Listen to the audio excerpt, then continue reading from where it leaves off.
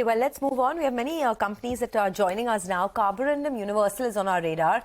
Good numbers from the company in Q1. Their margins have expanded. EBITDA and profits have also seen a good growth.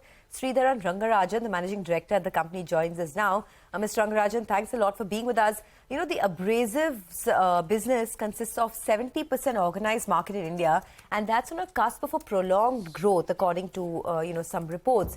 You are one of the major players in this space. Where are you seeing the demand largely coming in from, and what's the outlook as far as sales and margins are concerned? See, I think abrasives is an industry where, wherever there's a infrastructure-led growth as well as the industry-led growth, definitely the growth of abrasive will be there. We see a huge opportunity, growing up in India. Already we see that the market has grown substantially high, and we feel that the trajectory of growth would at least be twice that of a GDP. That's a typical ballpark number that we put in terms of the growth of abrasive in relation to the economic activity. So when the economy tries to grow as large as, let's say, third in the world, obviously, it opens up a huge market opportunity.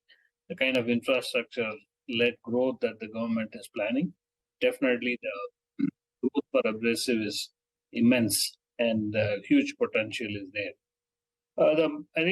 I would say as far as the margin is concerned, I think we have this quarter we did about 15.3% EBIT margin. I think this should stay and probably stabilize and strengthen from here.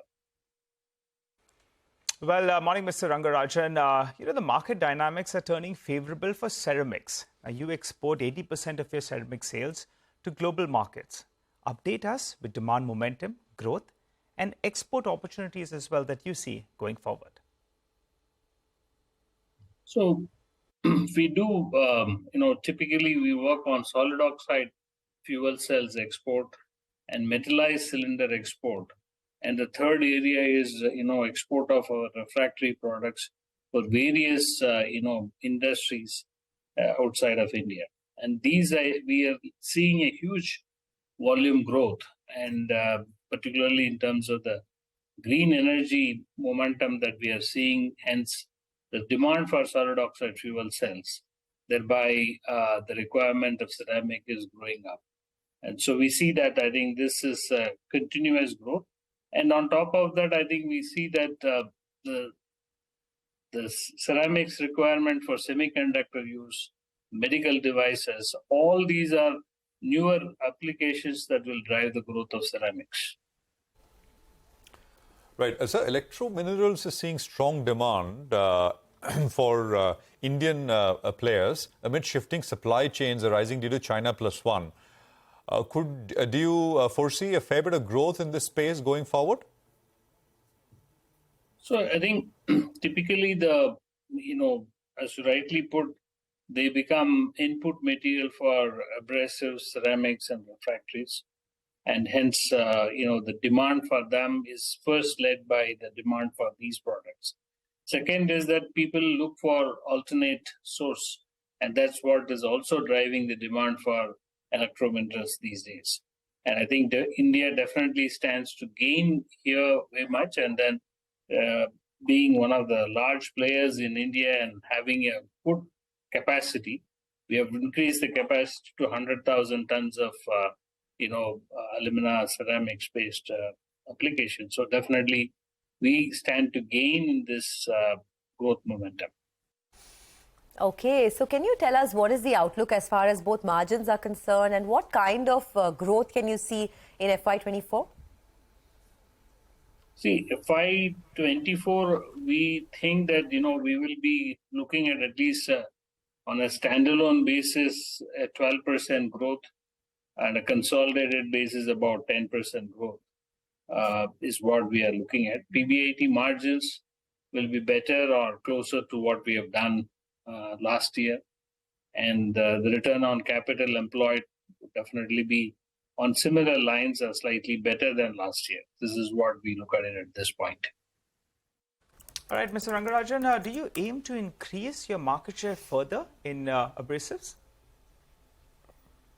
See, right now, as I said, that the growth of market itself is, is a huge opportunity for us. As I said that, the thin demand for thin wheel is growing leaps and bounds because of the, huge investment on the infrastructure and also the house building, the projects that the government is taken. Definitely a huge demand is it. That itself is a huge driver for our growth. And definitely if we just start using that itself, our growth rate will be far higher. And taking share is another opportunity, but we are focused more in terms of using this momentum. All right, and what are the synergies from the recent acquisition of Rhodius Abrasives? How can it contribute to your business? So Rhodius is one of the, finest thin wheel abrasive manufacturer, and they manufacture the world's thinnest abrasive wheels. So which means faster cutting action and very quick, the workload reduction for the person who is operating. So we look at least 6 synergies. The one is the raw material linkage, what CUMI can supply to the Rhodius ecosystem.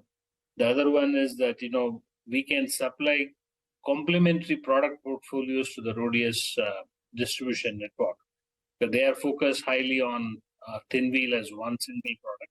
Whereas we will be able to supply products across the product range in abrasives. Third is that we can put through Rhodius brand in India in our distribution. And the fourth one is that we would be able to use the manufacturing base that we have in India, bring some low-cost products that we will be able to compete and supply and help Rhodius compete in the European market. So these are some of the opportunities that we are looking at as synergies that would forthcome from Rhodius. Okay, thanks a lot for joining in. That's Kaabarandam. By the